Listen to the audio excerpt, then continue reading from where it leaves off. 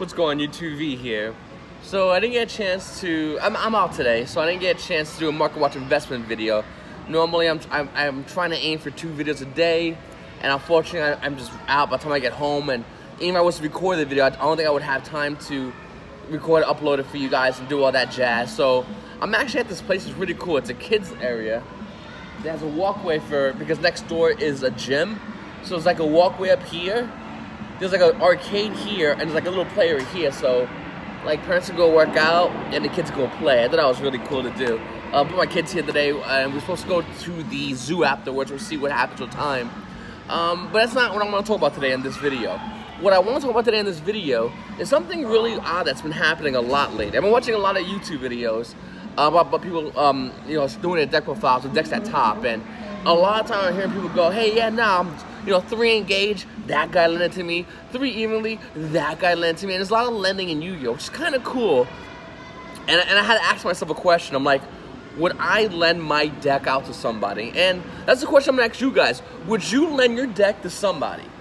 Would you just go out and, you know, you go to an event, and let's say you're not in the mood to play, but you have, you know, max rarity, you know, whatever it is, Sky Strikers, Tricks of Sky Strikers, Goki's Tricks of Sky Strikers, Goki Tricks of Sky Strikers, Goki Tricks of Sky Striker Ultra Guys, Goki Tricks of Sky Striker Ultra Guys, Spirals, Goki Tricks of Sky Striker Ultra Guys, Spirals, Fluffles, whatever it is, would you lend that deck out to somebody if it was asked? If they asked you. Now, I just want to run a couple of numbers. I think it's important to run these numbers.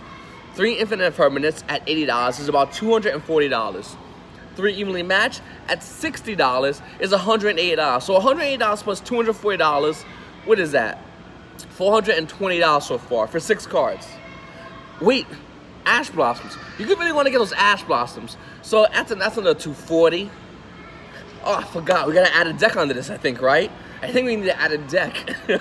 Fire Dragons, $40. Borlow Dragons around the $50 price point, depending where you go to and how you got it. Of course, you need the whole Nightmare package. Mostly it's Unicorn Lady, which is $25. Goblin, you play one, that's $10. This all adds up, and it's really expensive. I think Yu-Gi-Oh decks are getting to a point where it's not even the core anymore of a Yu-Gi-Oh deck that's money. Games in the background. It's not at the core of a Yu-Gi-Oh deck that's worth money. It's the actual staples of a Yu-Gi-Oh deck. Cards are slowly making their way. Ash's staples. Infinite Impermanence in competitive Yu-Gi-Oh is a staple. Evenly matched, staple. All these cards are making staple territory. And I feel like Konami knows this, and they're capitalizing on this. Engage, if you're playing any kind of Sky Striker variant, is obviously a $100 staple. It's not $300, by the way. These decks are hitting some numbers that we haven't seen in Yu-Gi-Oh in years, and it's starting to hit it. So going back to, once again, asking you the question, asking everybody the question: would you lend your deck out? Let's say, for the sake of argument, we're playing Sky Striker Tricksters. So you got let's just go over the deck, guys. 3 Ash Blossoms is, like I said, $240. 3 Infinite Impermanence. Somebody might want to play 2. You're looking at A's a piece. But let's say you're playing 2 at $160. You're playing 3 at $240. 3 evenly matches at $60. It's $180. Reincarnations are about $50 right now. Roughly $50. About $40 to $50. Whatever the price. We'll say $40. That's $120. Conservatively. A Nightmare package, and this is all for a deck. Oh, Engages are $300. This is a lot of money. These decks are well over $1,000. You max rarity, you're easily hitting $1,000 on any of the tier 1 meta decks. Easily happening, guaranteed.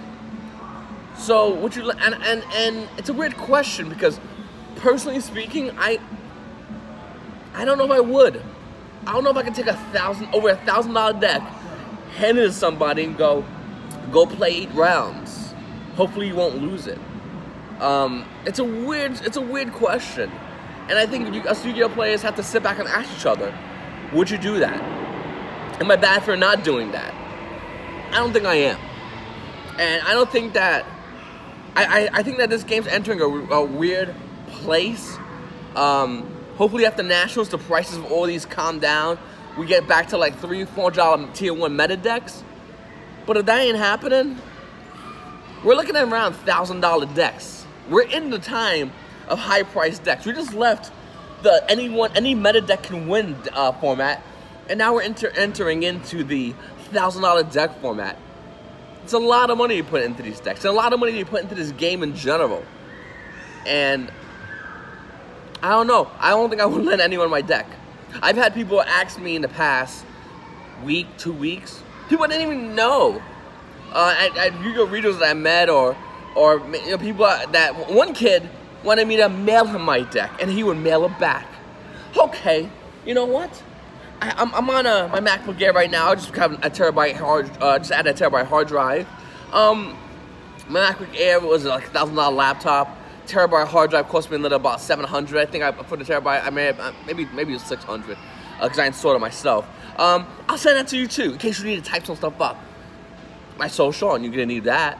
Anyway, what I'm trying to say, guys, is we're dealing with a lot of money. We're dealing with card payments, rent, and a deck, and cardboard.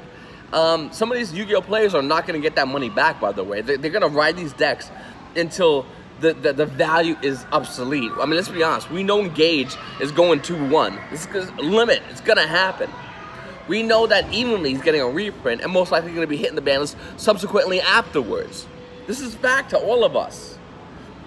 But what makes me so intrigued is watching these deck lists and watching YuGiOh players lend cards out to other YuGiOh players. Now, we could say it's teams in YuGiOh, which is, once again, for me, it's mind-blowing for a whole team aspect. There's always someone getting fucked in a team. Teams become cheerleaders at the end of the event when one person has to win the event. That's the way I see it. So I really don't like the idea of teams. It's a groupthink mentality in a game that's solo. You understand? I don't play YuGiOh, and then mid-game I'm like, oh, I don't know what I'm gonna do. Hey, you play for me, tag in.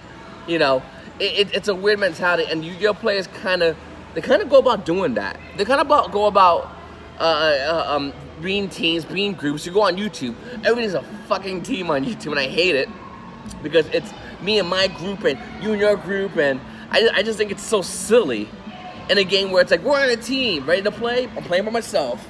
All right, yeah, it's a team. My teammate, oh, where's my teammate? Oh, he's over there. Like in basketball, your team's with you. In YuGiOh, all right, team, let's go play YuGiOh, and everyone spreads apart, and they lend cards to each other.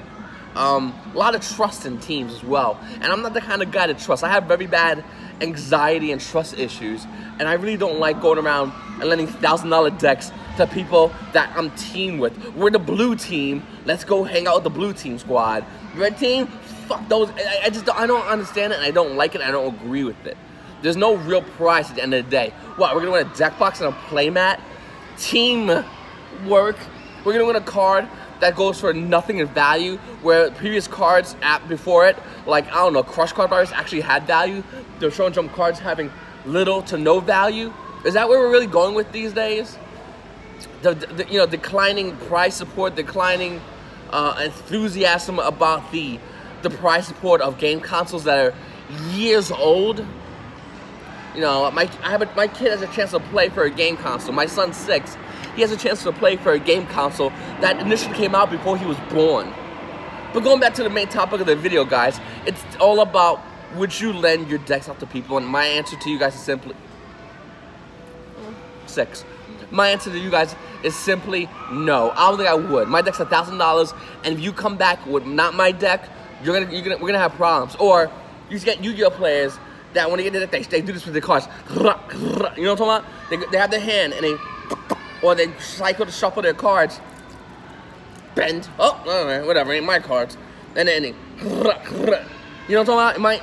I'm not just making noises in a weird place where bad parents go to work out so the kids could be over here. Good parents, actually. This place is fucking amazing. But you understand what I'm trying to say? It's like they bend cards because it doesn't value to them. But then when they give me my deck back, my deck has all this shit on it. I remember one time I lent out my Murmur deck back when I lived in Rhode Island, and the kid was a complete asshole afterwards throughout the tournament. And something about that was like, I don't want to be treated nicely. I want to play just fun YuGiOh. But if I'm lending you a deck that costs a nice pretty amount of change, can you at least not be a piece of shit? Or can you at least just play the game like a regular Joe and not come to me every round and babble about excuses that because you would have won with this? It's just odd to me, guys.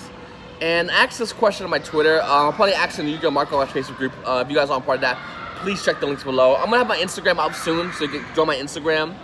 My Twitter's already up there. Follow me on Twitter, guys. I'm really big on Twitter. When I mean big, I mean I post only to Konami to yell at them. But I like to reply to you guys on Twitter as well. And please, make sure to watch this video, comment this video. I'm gonna have more videos up. We're doing 2 videos a day. Every day, I'm trying it out. Well, Monday through Fridays for the most part. And I'm loving doing this kind of content. Hopefully you guys love it.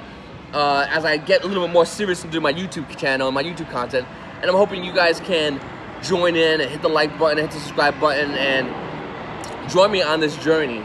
Not just being a YuGiOh player, but being a card player in general, because I do play other games, and looking to open my card shop and looking to do all this other stuff. So I'm really excited if you guys would join me, and I appreciate you guys watching and liking, subscribing, and the trolls who come in, just hit the down button. But this is a good video. I like this video, but you know, like, trolls will watch my video and whatever. My analytics say I have high audience retention, so evidently people are watching. People are watching. Anyway, guys, let me know down on our deck. Your buddies, you lend to your buddy. Let's say you do lend to your buddy, and you see him just, you know, doing a psycho shuffles and that shit. Would you be okay with that? It's a weird question. Anyway, guys, it's your boy VCTRFS here. Guys, how to subscribe to my videos? That's my 2 cents. Have a good fucking day.